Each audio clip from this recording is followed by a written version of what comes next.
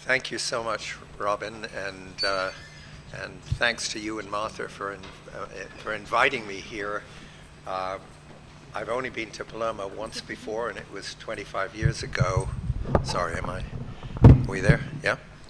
And the city is transformed in many ways from what I remember from a quarter century ago. And it's lovely to be here. It's a most extraordinary site, I think. And I'm looking forward to a little bit of time to explore it later on. Where do you want to be? Okay.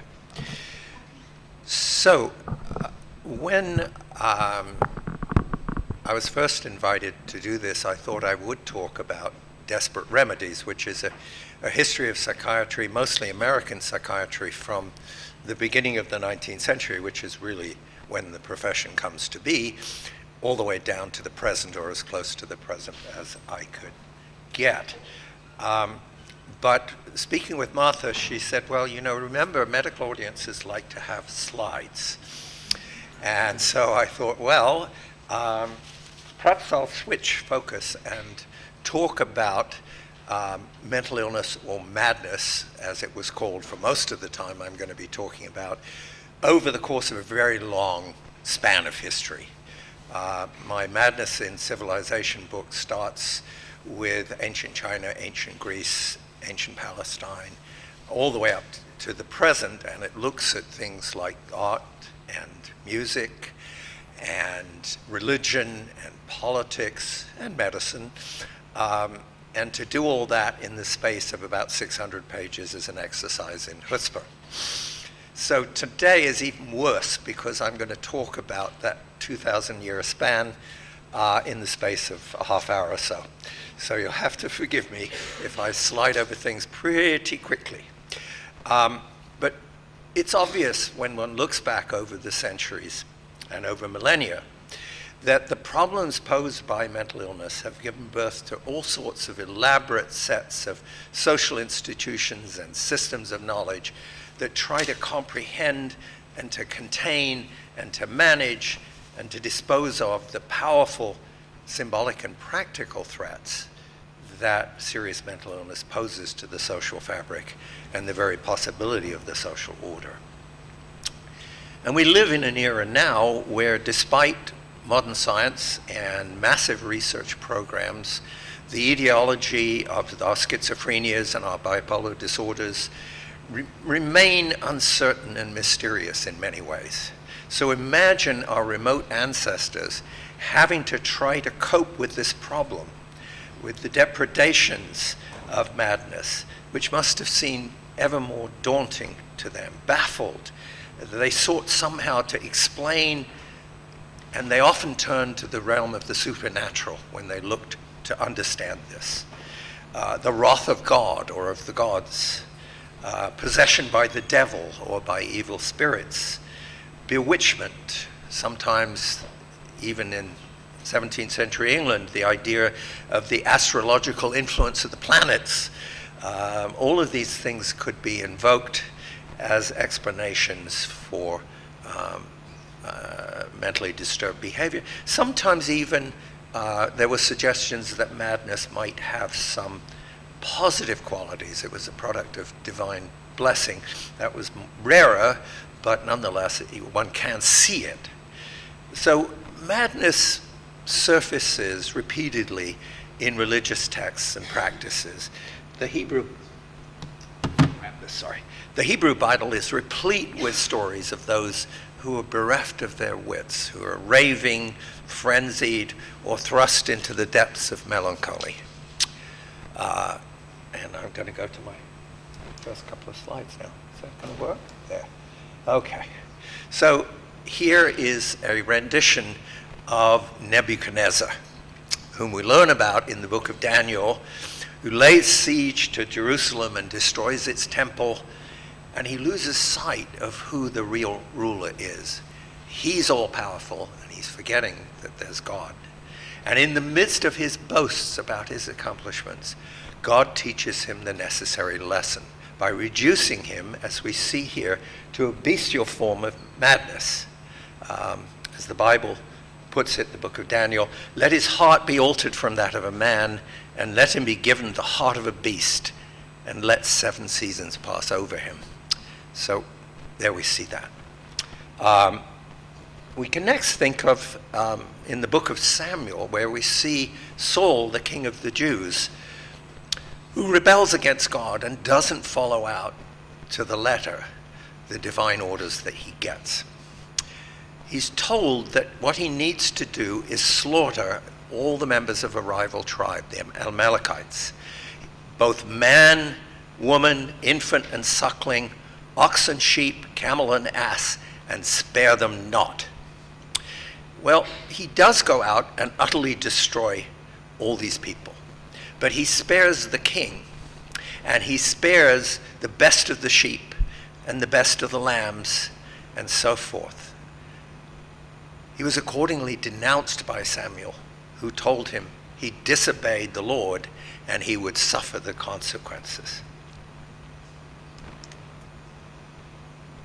The consequence is the Lord sends an evil spirit to inhabit him. Here we see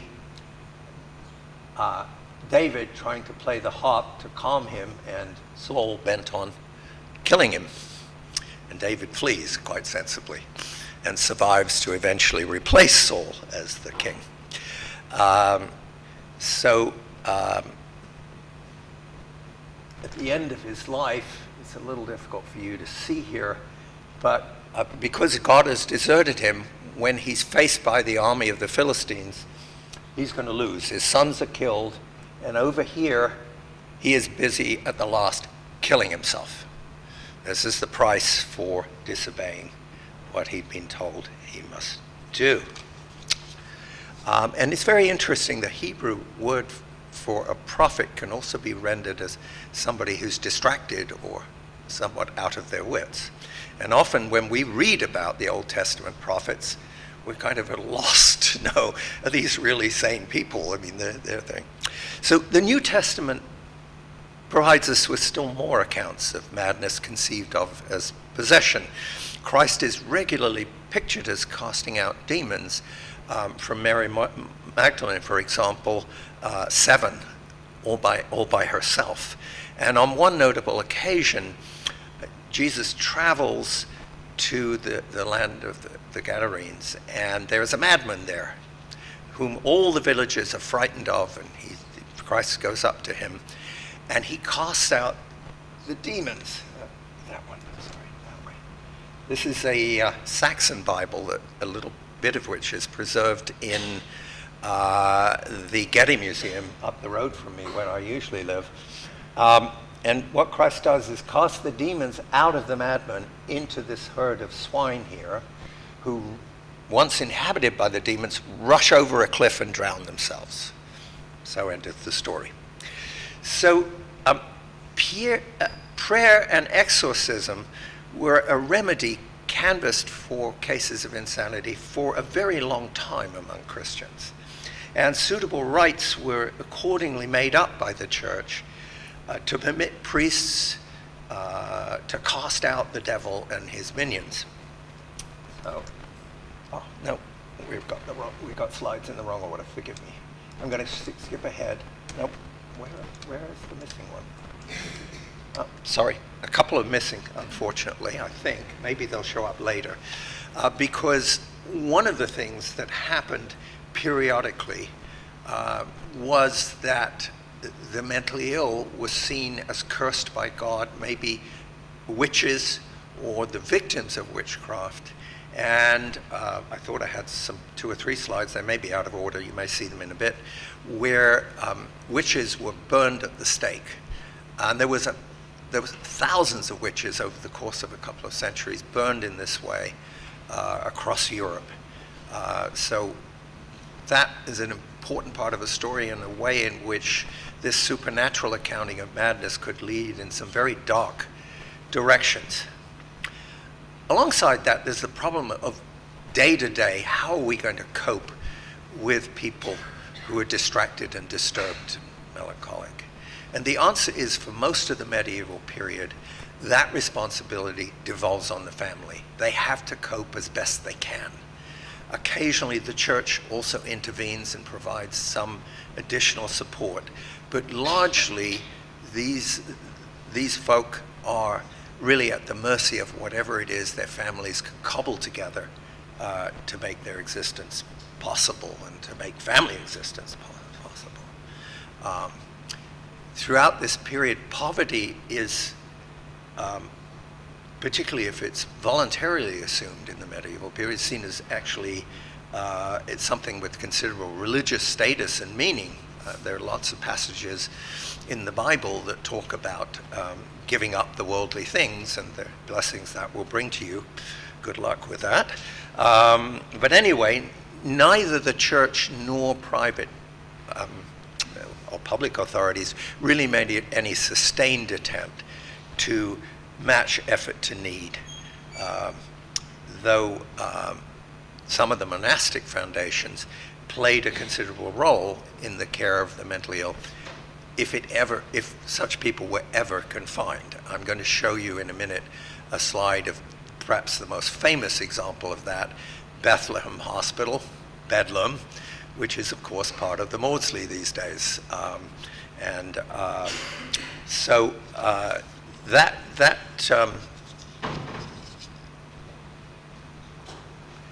became a crucial part of what we see in the history of madness. So rich people could more easily find resources to guard their distracted relative and to keep them from contact with the community. For the poor, it was a much more complicated thing. And to the extent there were people who were violent and really out of control, either they would have been tied up and manacled at home, or they might be thrust into prison. The deranged beggar was a part of the medieval landscape. Bedlam used to give them little medals, which were often fraudulently produced, because otherwise beggars were subject to being lashed and beaten. But if they had one of these medals, it was kind of a license to beg. But there are some. My rival historian of now dead of psychiatry, Michel Foucault, for example, I think conjures up this idyllic image of what the existence of the mentally ill was like in the medieval period, because after all they were seen as part of the continuum of life. I think their existence was far more like the one Thomas Hobbes tells us about, nasty, brutish, and short. We have to remember these are societies where the margin between subsistence and starvation is quite narrow. Everybody is subject to periodic crises, illness, of course, of a quite deadly sort spreads. And it was very easy to regard illnesses of all sorts, including mental illness, as evidence of either moral failings and lapses, which had caused this to be visited upon you, or as the vengeance of a displeased God. And those attitudes persist quite remarkably, in some ways, even into the modern world. When I first took my job at San Diego, the then chair had written a book on the last stages of polio before the introduction of the vaccines. And many of the parents and the children who'd been left paralyzed blamed themselves, said it was my behaviors that did this, it was my lapses, my failures. So it persists a very long time. In the 19th century, when there were outbreaks of cholera in the United States and Britain, both the American Congress and the British Parliament called for national days of prayer and repentance, because the cholera epidemic was divinely inspired because the country had fallen away from its proper kind of role. Okay. Plague, of course, was another example of what I'm talking about here. And so we have a spirit-drenched world where popular beliefs in devils and witchcraft were fervently held, and the consequence of that, as I suggested a little while ago, could prove dire in the case of the the witchcraft. Now I'm back to the slides I have, and when we're going to come to, we may come back to the ones that I've missed out because I obviously put them out of order. So I've talked about the period before Christ and through to the early modern period as one where religious conceptions of mental illness were very widespread and often invoked. But there was, dating all the way back to ancient Greece, of course, a different tradition, a different set of ideas about madness that Europe had inherited from Hippocratic medicine. This is Rubens' completely imaginary version of Hippocrates, who may or may not have existed, but there was a school of Hippocratic medicine, and it was further developed by this gentleman, Galen, pictured as an illustration of Dante's Inferno, actually, in this case. But this was a body of doctrine, if you like, which saw mental ills, like physical ills, as rooted in the body. Famously, Hippocrates described the sacred disease, epilepsy, as not something from God, but something rooted in the brain. Like all forms of illness, we're talking here about the balance of the four humors, which supposedly dictated both your temperament, but also your state of health or illness. When they got out of whack, you were in serious trouble. That body of knowledge, that Greek and Roman medicine, was nearly lost in the West when the collapse of the Roman Empire led to the collapse of urban civilization and the scattering of the few examples of those texts. And it really re-entered the Christian world in the 11th and 12th centuries from Islam, from the Eastern Empire, and partly through Sicily, because Sicily, of course, had its encounter with the Arabs. It begins to come back. It purports to account for mental illness in naturalistic accounts, which vied for a time with the theological and demonological accounts I've been talking about. Those were deeply ingrained in popular consciousness, and of course, the church being very powerful for a long time, those bodies of knowledge, which were to some degree contradictory, existed alongside one another, and there was kind of uneasy truce between the physicians and the divines. The physicians agreeing that some cases of madness were indeed the result of possession, but arguing that other cases were their province, and eventually the priests beginning to agree with that. By the 18th century, these medical accounts were beginning to win the upper hand. I'm going to see what slides I have. Here we go. These are the witches ones that were out of order. So here you see a witch, or somebody accused of being a witch. She's being ducked in the pond to see if she really is. If she floats, she's a witch. If she goes under, it's pretty bad news too. Here are a number of witches being hanged, and behind them the witch finder who's getting his reward, Judas Iscariot style. And here's an alternate fate. If you weren't being hanged, you'd be sentenced to be burned alive. And I quite forget when the last burning of a witch was in England, but I believe it was in the time of Elizabeth I. So these beliefs persisted a long time. Yeah, I think even later, yes. So, well, the Scots, or we Scots, as I could say, because I was actually born there. Anyway, so we gradually get a shift over in the course of the 18th century. It's not all at once, and older beliefs survive, but the medical views are coming to the fore, and they themselves are beginning to be transformed, more particularly, actually, when we get to the 19th century, when views about illness begin to shift away from this Hippocratic tradition, and we move away from the four humors and start looking at things in a slightly different light.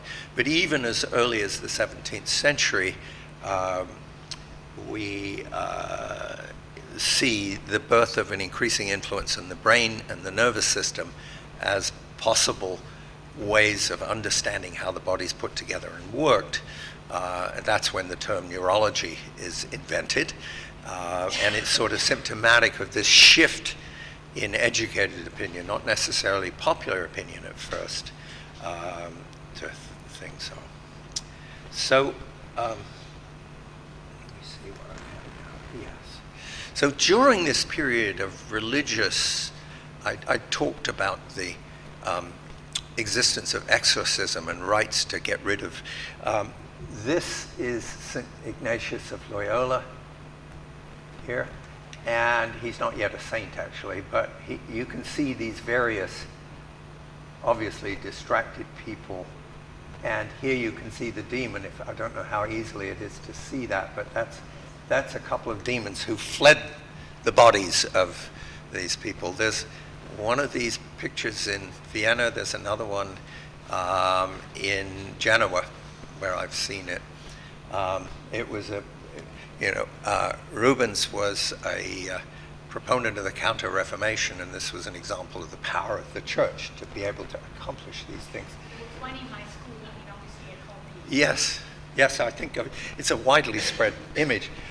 This is a late survival. This is a priest in provincial Austria named Gassner, and here you see the devil. He's casting out the devil. And word of that spread, and people came from all over Europe. And the empress was very worried about all these people gathering, and she banished him. She banished the priest because this was creating serious problems for her. Right. So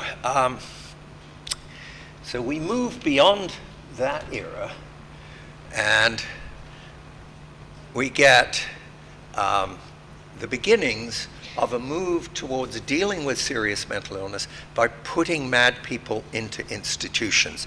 This is Bedlam, of Bethlehem and Maudsley fame, and you can see that it was very open to the public. The exterior is quite grand. It's modeled on the Tuileries as a sort of thumbing your nose at the French king, but it was partly also because there wasn't really a tradition of large public buildings. So this is one of the first built in the aftermath of the Restoration, and it was a site where people would come and visit the mad. Some of these ladies strolling around here actually are prostitutes, and their customers know that they can greet them there and then move off somewhere else. Okay, so other societies faced with the problem of raising the funds to build places in which to place the mad came up with ingenious solutions. The Dutch are very clever. They ran lotteries. These are some of the prizes that were offered in Amsterdam if you bought tickets for the lottery. And then the proceeds were used to build this, the madhouse. Okay? And that happened all over Holland. Other cities borrowed that model, and so on. So we have a handful of these institutions emerging. The Bedlam I showed you was built in 1676 by Robert Hooke. He's very famous in the history of science, but alongside Christopher Wren, one of the great architects of the aftermath of the London fire. So we're beginning to see a small scale shift, and I want to emphasize it was quite small. Bedlam had perhaps 120 patients. It wasn't a huge asylum, but it does mark one of the ways in which the growing medical involvement in the treatment of mental illness is coming to the fore.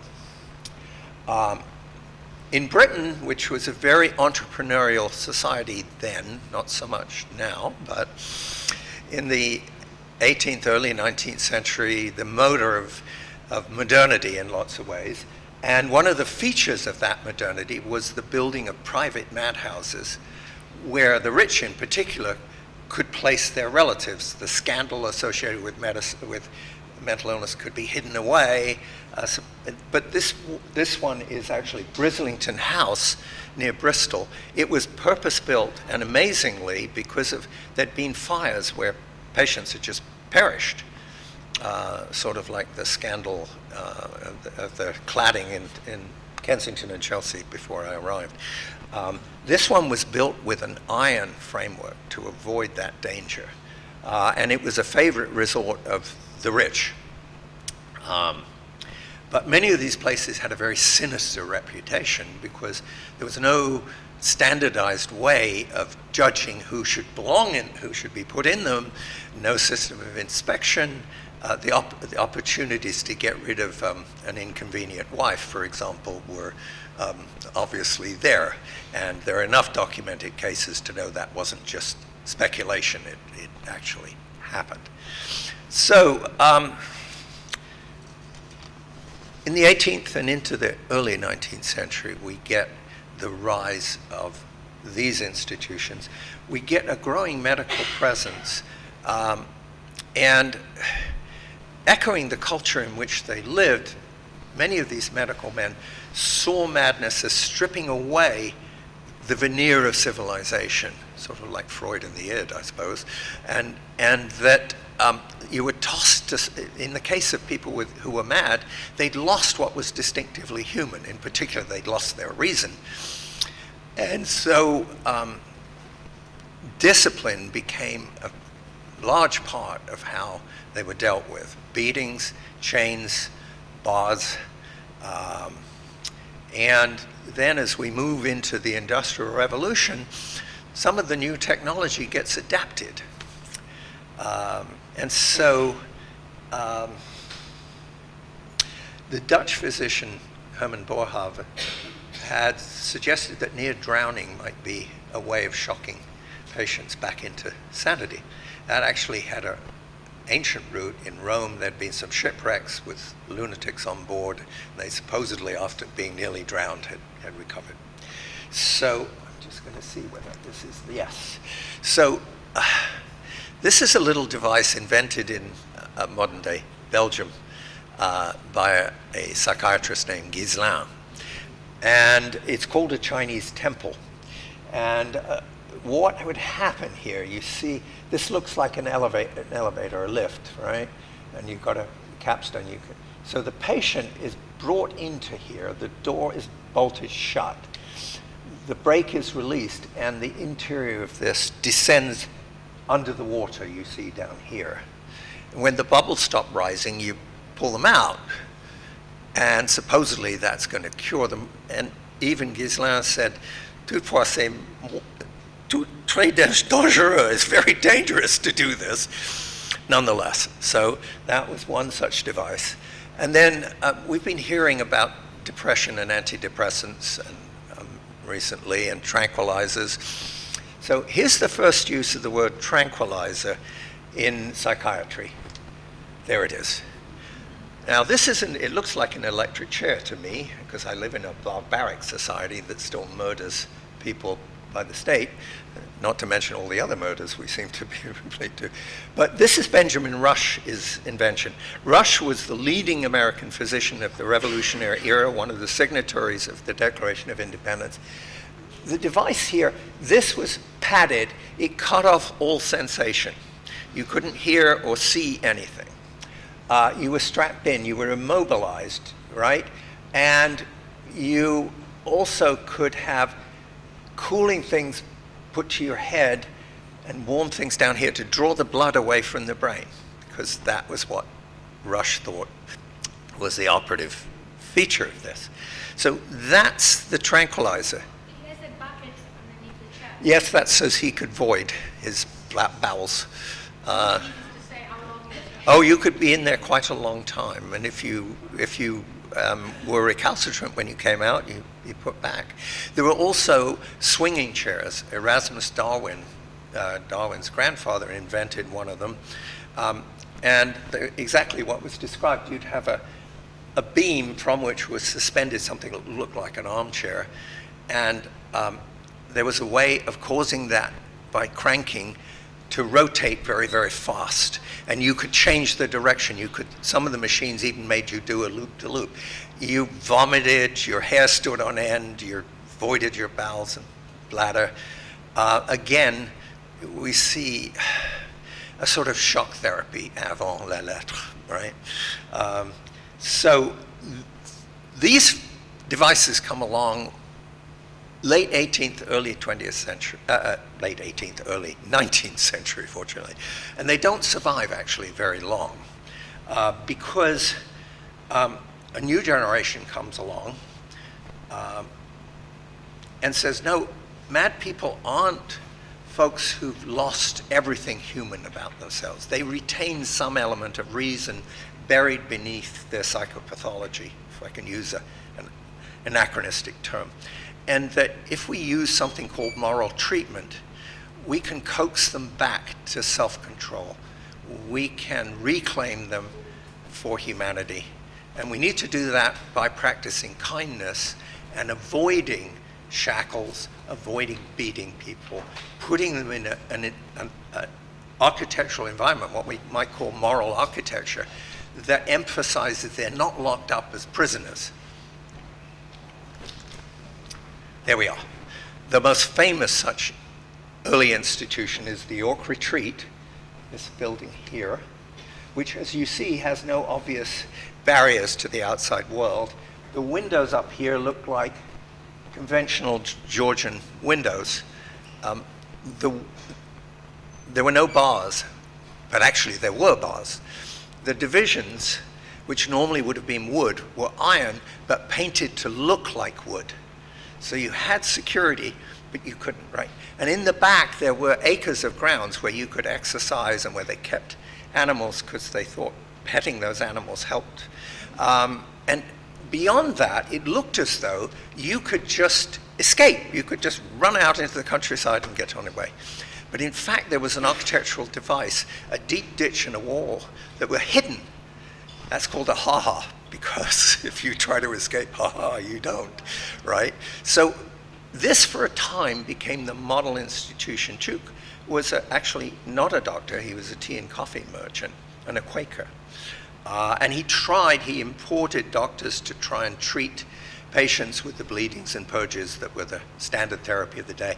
And he said, look, this stuff doesn't work.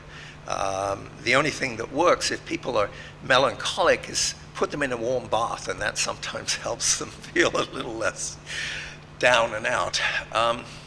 So the York Retreat really spawned in Britain what conventionally is called lunacy reform in the 19th century, and the building, therefore, of asylums, the idea that asylums could be curative institutions, and this new moral technology, if you like, would bring the patients back to sanity.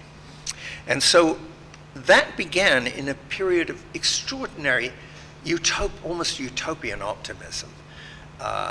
In North America in particular, in America, the folks advocating building these institutions, the Hartford Retreat, the name gives it away, the Friends Retreat down in Philadelphia, the McLean Hospital, which still exists in Boston, a very high-class psychiatric facility if you have the money, which most of us don't. But so there was this enormous optimism. In America, it was dubbed the cult of curability. The early psychiatrists said, we can cure 60, 70, 80%. One person said, I can cure 90% of my patients. Now imagine, you guys have lost the trick. You don't know how to do that anymore. But it turned out they didn't either. Big surprise. So what happens is this small institution, which was originally for about 30 patients, becomes eventually this. This is Milledgeville in Georgia, in the American South. These are all buildings that are part of the asylum. Can you see? About 10,000 patients. Okay, that's the end of the 19th century. This is the end product of what I've been. In terms of staff, how many members of staff do they have? Well, when the asylum started, they had a superintendent and a matron and some attendants. As asylums grew in size, you got assistant physicians. And it was easy to recruit because there were too many doctors being produced.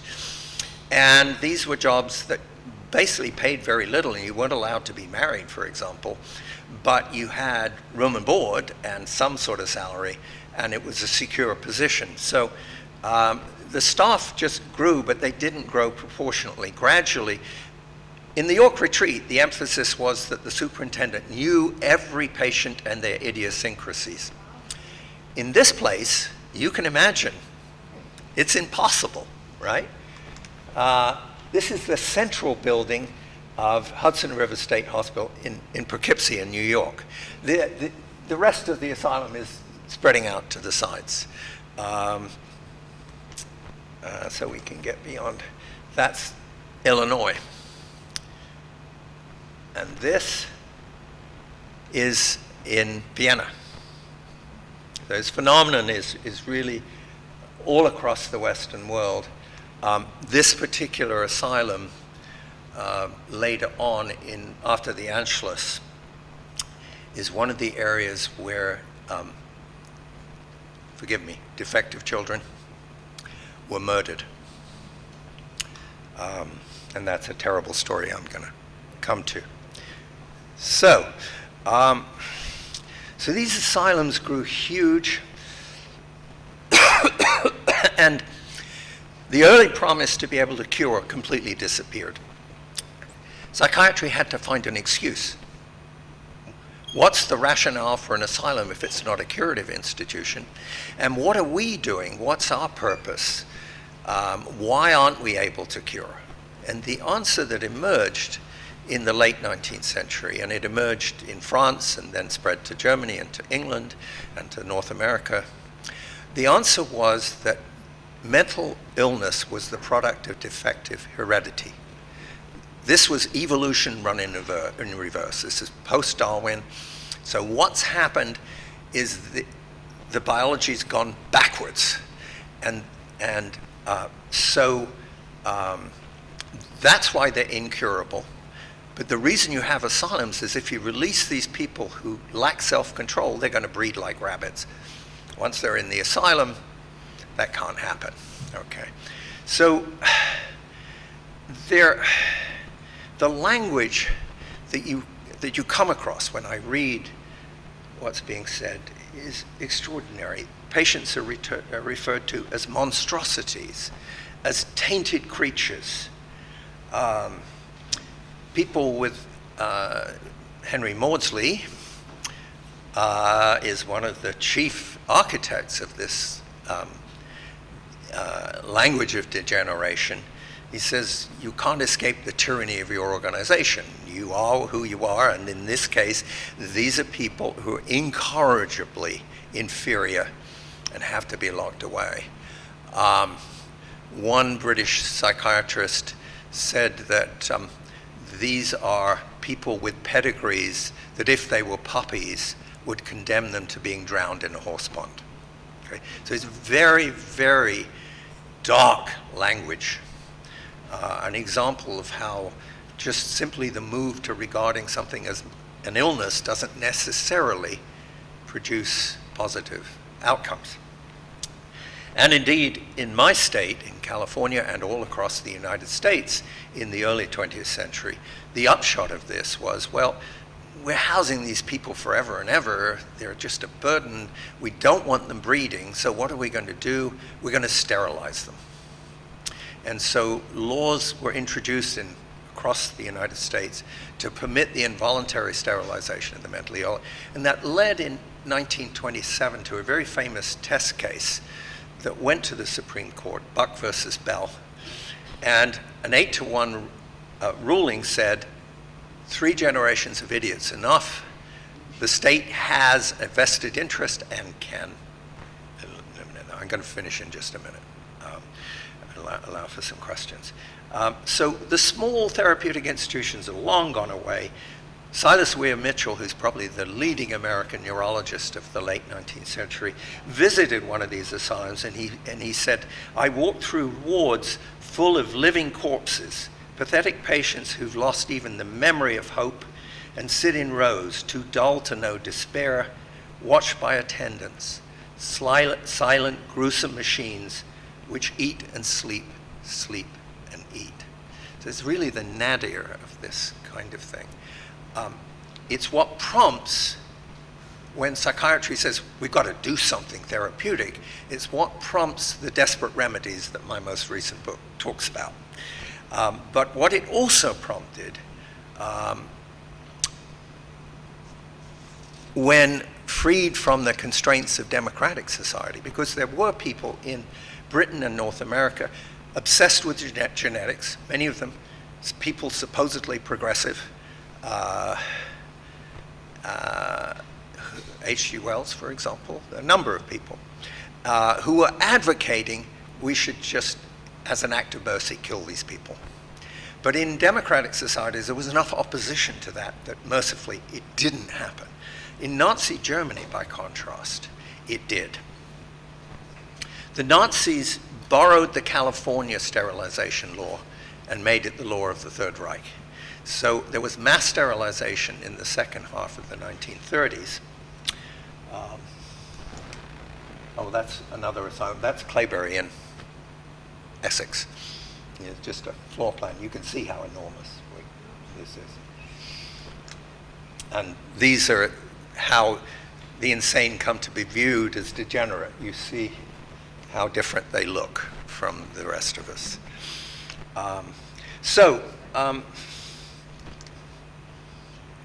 Hitler, by the late 1930s, is saying, why are we spending all this money? There were propaganda films showing the mentally ill as useless eaters. And so the next stage was to devise a plan, why not kill them all? And that plan was devised here, Tiergartenstrasse 4, so it's known as the T4 program. And the plan was to murder the mentally ill. And here is one of the sites of those murders. This is Hadamar Hospital, so-called. The smoke you see here is from the crematorium. The mentally ill were the first to be subjected to the final solution. The technology of the gas chambers and of the crematoria was developed first to burn the mentally ill corpses. And later it was disassembled and moved east to the death camps. And this is some of the staff of Hadamar Hospital relaxing after a hard day's work murdering people. So there's some very grim history here. There is, I'm glad to say, some less grim history that we could talk about. But I thought these slides and going through this very brief excursus through history might not just entertain, but provide some reason for reflection.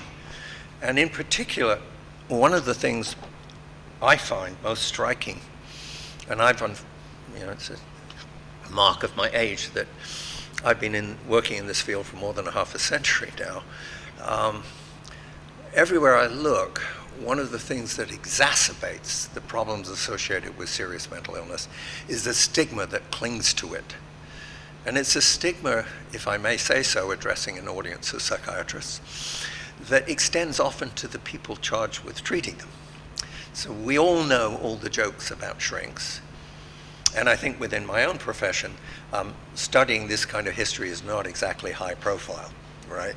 I started out thinking I was going to study the politics of post-war Europe and, the aftermath and the Cold War and things like that. I blundered into this history, and it's kept me obsessed ever since, just like all of you people, only from a slightly different angle. But I do think history has important lessons to teach us. And I hope if some of you do read Desperate Remedies, you'll probably be angry about some of it. That's fine. You're welcome to correspond with me and tell me where I got it wrong. But I think as well, we need to bear in mind the ways in which when we venture down a certain pathway, it can, if we're not sufficiently self-critical, lead in some pretty horrific directions. This is a grand puzzle. One of the things I think that attracted me to the history of psychiatry, well, really a couple of things. It creates so much suffering, and so much suffering that's not just the individual who is him or herself mentally ill, but everybody around them. So, and it's a profound intellectual mystery. It's one that's exercised some very powerful minds over a very long time. And not to say we've made no progress, but our progress is halting and deplorably slow. I mean, we all wish it were faster, and we all wish we had better weapons at hand. And we have some things available to us that weren't available in 1900, but none of them are a panacea. There is no psychiatric penicillin. There are things that help manage diseases for some. And unfortunately, the best drugs we have don't work for everybody. And they often, I mean, I like to say, there is no free lunch. And everywhere in medicine demonstrates that. Whenever you need medical treatment, you run the risk of side effects of things. But psychiatric drugs in particular have a heavy burden of side effects. And I know as clinicians, that's something you always have to be balancing as you're dealing with your patients. But it's very important not to get carried away by enthusiasms. I worry about ketamine. I worry about psychedelics, because the evidence we have so far is almost purely anecdotal. And I know how often enthusiasm has led in unfortunate directions. We shall see. I hope to be proved wrong, and that these are sovereign remedies. Just my historical intuition is, at best, they're going to be a marginal improvement, and perhaps not even that. And encouraging people to experiment with substances that affect the operation of their brain is very bad news. I come from a state which has effectively legalized marijuana. You cannot advertise tobacco, but you can advertise marijuana, and it's everywhere. And we will deliver to your door. Just give us a call. Not a good idea, as we heard, and I think we're going to hear some more tomorrow. So that's sort of what I thought I would say to you today.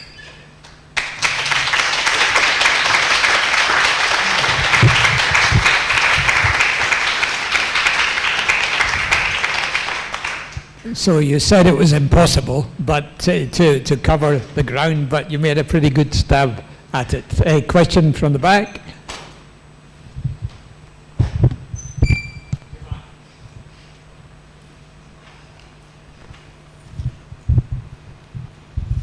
Andrew, very fascinating, but since we are in Italy, Oh, yes. we are a country of Basaglia. So Oh, yes. I'm very eager to hear your views about the anti-psychiatric movement, and more recently about what Basaglia has meant for, in your view, for European psychiatry, and your opinion about these most recent changes. Right. So oddly enough, probably it was during COVID, but when we were free finally to travel a little bit, I gave a talk at Gorizia, and because of COVID, the venue had been shifted to Basaglia's asylum. So I actually spoke there, which was unexpected, and for me, a very interesting experience. I didn't really have time today to sketch much about the, you know, what I had to say about the 20th century was just a few words. It's a very complicated history, but one of the great shifts, well, a couple of great shifts that have happened. One is obviously the psychopharmacological revolution that began in the early 1950s, which has transformed psychiatry in a whole variety of ways, and is also, I think, particularly in a North American context, it has corrupted psychiatry tremendously. But the other thing which has happened, I mean, there are many, but another dramatic shift is these enormous institutions that I talked about are no more. Wherever you go, there may be inpatient wards, but there aren't, and I was part of a Maudsley debate on this, there aren't any of these old-fashioned mental hospitals. They become flats, Andrew. Most of them are luxury Yes, flats. no, I know. At least in London. Princess Park Manor, which is Colney Hatch Asylum, yeah, they've been repurposed in a variety of ways, but we don't have that version of psychiatric treatment that said the best thing to do was to lock people away in these institutions. The institution has disappeared. Yes, so I was about to say, the problem was the politicians, and it was the politicians who did this, it wasn't psychiatrists, although some of them were cheerleaders for it. We abandoned that without anything to put in its place. And so when I live back in California, whether I'm in San Diego or LA or San Francisco, or if I travel north to Seattle or Portland, or I go to New York, far more visible than anything you see here is the massive population of homeless people, probably 40% of whom are seriously mentally ill. And the ones that aren't on the street are locked away. The three largest inpatient psychiatric facilities in the United States now are the Los Angeles County Jail, the Cook County Jail in Chicago, and Rikers Island in New York, where I hope Donald Trump will soon be residing. So, the problem with, now Basaglia was working in a very distinctive environment. When you generalize those things, if you don't have enormous resources and very clever plans about how you're going to support mentally ill people in the, and their families in the community, the upshot is you have a tragedy. And we have a tragedy. I think my very first book, actually, which was written in the mid-1970s when the vogue for community psychiatry was everywhere, was fiercely critical. And it said, I said, this is going to happen. This is already happening, and it is a disaster. And almost 50 years later, I hate to say, you know, I'm not really in favor of prophecy, but most of what I saw happening then has in fact happened. In the United States, people moved initially into, in many cases, into for-profit board and care homes, often run by the attendants who had worked with them. So now they're in a private facility, except the logic of the marketplace ensured they were going to be mistreated. You got a fixed amount of money coming in. The less you spent on the inmates, the more you had in profit. So there was scandal. And eventually those facilities tended to shut. And then it was the gutter, short-term psychiatric hospitalization, and jails. It's a mess. Yeah, thank you very much. Really enjoyed that talk. I'm an endocrinologist, not a psychiatrist. So I was looking at your pictures of the various types of madness, and I was seeing my hypothyroid patient or my insulinoma patient, and we forget, we've only been able to measure thyroid hormone since the early 70s. So prior to that, we had lots of thyrotoxic patients in institutions, lots of hypothyroid patients, yes. Melancholy. Obesity, we're treating now better than we had before, but we were wiring jaws up until recently. And we now understand the gut-brain axis. This morning, I know you were talking about that, but you know, at the moment we have one gut hormone that is treating obesity, but has been looked at in the setting of eating disorders, of addiction. When we have the tri-receptor agonist and beyond, yes. That gut-brain axis is going to be explored within this room across a range of conditions that we can currently manage effectively. Yes, and I think when you look at the population that flooded into those vast institutions, you know, diagnosis is an inexact science everywhere. It's particularly, if I may say so, inexact in psychiatry, because we don't have biological markers to rely upon. And in the 19th century asylum, there were people who were simply malnourished. There were people with the kinds of endocrinological disorders you've been talking about. There were people suffering from heavy metal poisoning. There were all kinds of people who ended up, their common denominator was some form of psychiatric symptomatology. But what we were talking about was a very heterogeneous population, no question. And the same thing when the asylums were emptied out, there had been, I think, over-hospitalization, a tendency to put people in on flimsy grounds. And those patients who were still, whose disorders were relatively mild, probably benefited from deinstitutionalization. The problem is those who are really seriously disturbed, for whom existence on the outside is, without support, going to be horrific. And that's what I fear is happening today. And in America, this was facilitated, the fact that there wasn't much protest among the profession was because after the war, most of psychiatry migrated away from the hospitals anyway.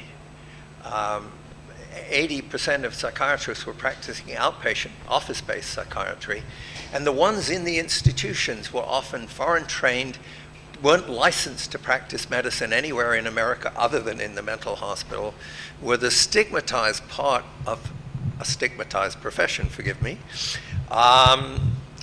You know, I speak as somebody, I think to some extent what I study is stigmatized. It just, people don't realize how important this issue is and how many people it touches everybody in society, because as a society we bear the costs of it. But when we're talking about families and neighborhoods, the absence of adequate care is a problem that spills out everywhere.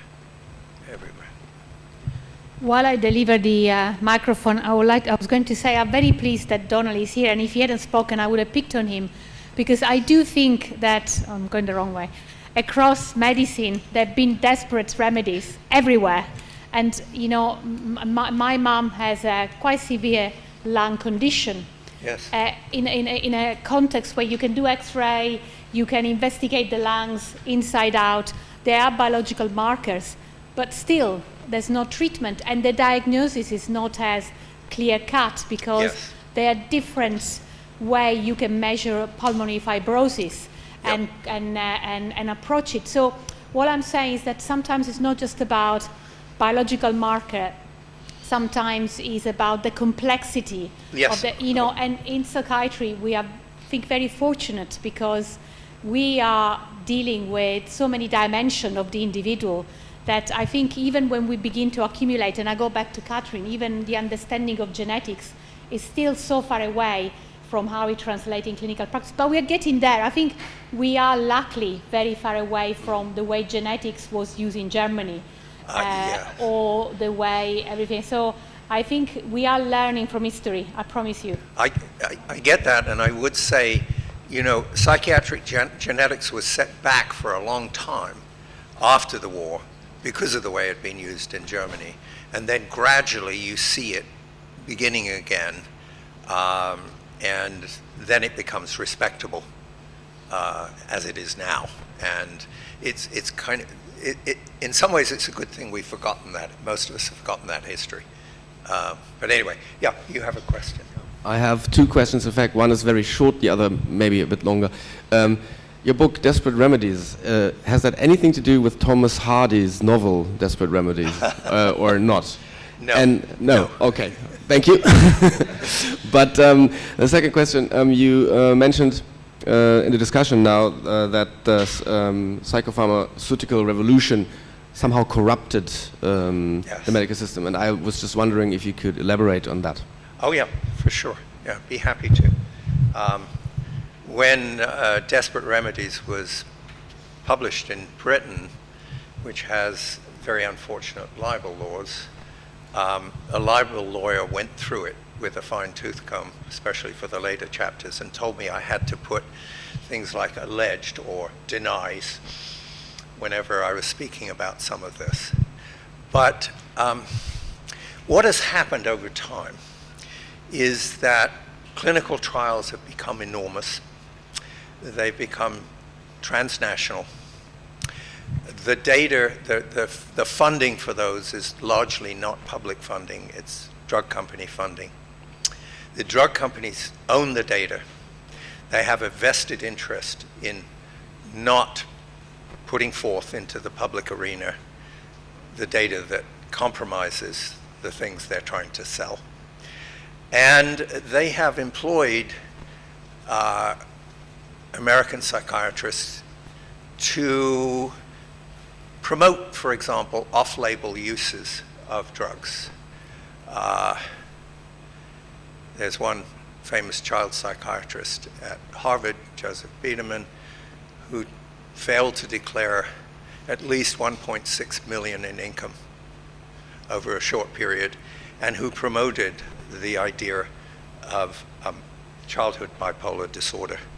And he explicitly wrote to the drug companies who were employing him saying, I will conduct research that will show your drug is superior to these competing ones. All right. You can see another psychiatrist who was at Emory University who engaged in similar corrupt behavior. I can say that here. The NIMH denied him further funding. He simply relocated to the University of Miami and was allowed to get federal funding because the funding was tied to the university, not to him. And then he was promoted to head the Department of Psychiatry in the University of Texas. Money counts in American academia above all else. We've seen it with the protests over Palestine. Big donors have been saying, if you don't squash these demonstrations, you aren't getting any more money from us. They've even secured the firing of various university presidents. So trust me, in that world. We know from lawsuits, for example, that data on the efficacy and the dangers of prescribing antidepressants to children was systematically suppressed. And even publications put forth that told the opposite of what the data showed. And since the companies owned the data, until lawsuits forced it into the open, nothing happened. Major drug companies faced fines into the billions of dollars for mismarketing and for misrepresenting the research. Now, there are some protections that have been brought in now. You have to register trials. Supposedly we're going to see all the data. We'll see. We'll see. There's lots of money at stake. The other thing that's happened, of course, and this I have to say is regrettable, because I'm not a Luddite where psychopharmacology is concerned. The drugs are helpful for many people. Not for all, but they're helpful for many people. They don't cure, but they make their lives much better. But partly in response to this, and partly because they ran out of targets that they could create copycat drugs, but there wasn't any new avenue. All the major pharmaceutical houses have announced they're either stopping research in this area altogether or sharply cutting it back. That's not a good thing. That's not a good thing. Andrew, there is a very nice question actually from Akram, who I would like to thank, because Akram, you are winning the prize for asking question online. I feel like I've known you in person. So the question is, in your view and from the lesson from history, what is the best way to eradicate stigma? Oh, God. You can say I don't know.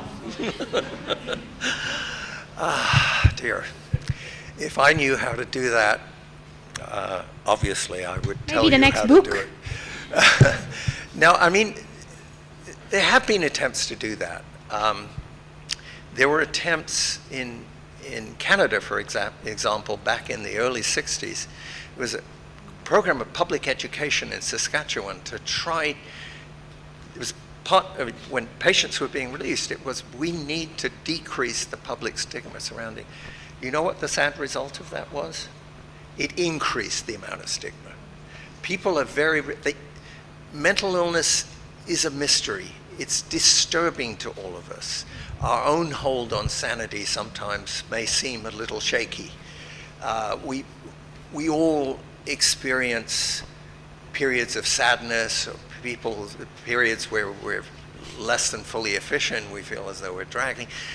But the problem is, when we're talking about the kinds of severe clinical conditions that we've been talking about today, the fact that we can't say this is what causes it. The hope had been, I think, when American psychiatry lurched away, and I wasn't able to talk much, but Leon Eisenberg said something I thought which was very clever and very profound. American psychiatry after the war became psychoanalytic at the highest levels. All the university departments, Washington U in St. Louis, became psychoanalytic. The high status, the big money, that was it. And then, beginning in 1980 with DSM-3, it went entirely the other way. Leon Eisenberg's clever way of encapsulating that was, in the course of my career, I've seen psychiatry go from a brainless psychiatry to a mindless psychiatry, okay, which I think captures. I think both of those extremes are a problem.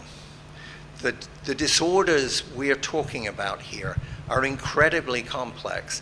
And yes, biology will have something to say, I'm sure, though we don't know yet quite what it is. In most cases, not in every case. Biology will have something to say, but as well, the psychosocial stuff will matter enormously. And I worry, NIMH, for example, for the last 27 years, has been in the hands of the neuroscientists, and that's where the money goes. So things that might improve the state of the mentally ill in the here and now aren't getting funded, aren't getting developed, and that's a tragedy. Marta asked me whether I wanted to say anything. I just want to say I agree with everything you're saying, and thank you very much for a fantastic walk through history. And on your last point about stigma, I think we need to reflect on all the words like imbecile, moron, idiot, mental retardation, and how they, in the absence of better treatments or prevention, they are bastardized and turned into terms of abuse immediately. So you saw me use a term that's analogous, madness, a lot when I was speaking. As a historian, you try not to import the present into the past. And for most of human history, madness, insanity, lunacy were the terms used. Quite rightly, we now recoil from them. When I use them, in part, I do want to shock people a little bit. I do it quite consciously, but it is also true to most of the period I was talking about today. But the problem is, there's not so much that changing language can do. Underneath it, it's attitudes that have to change. And that's the very hard nut to crack. When you're talking about changing attitudes to anything, people find ways to rationalize what they want to believe.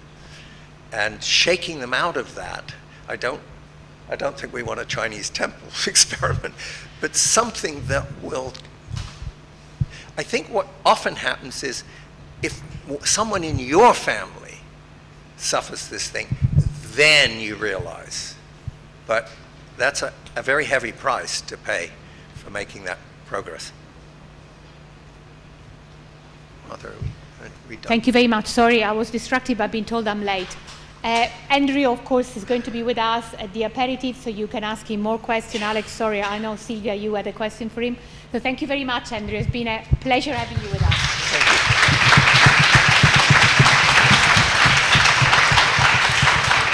Thank you. Thank you for being an attentive audience and providing me with such impressive questions. And yes, I'm around and happy to chat to you once we're beyond the session. Thank you.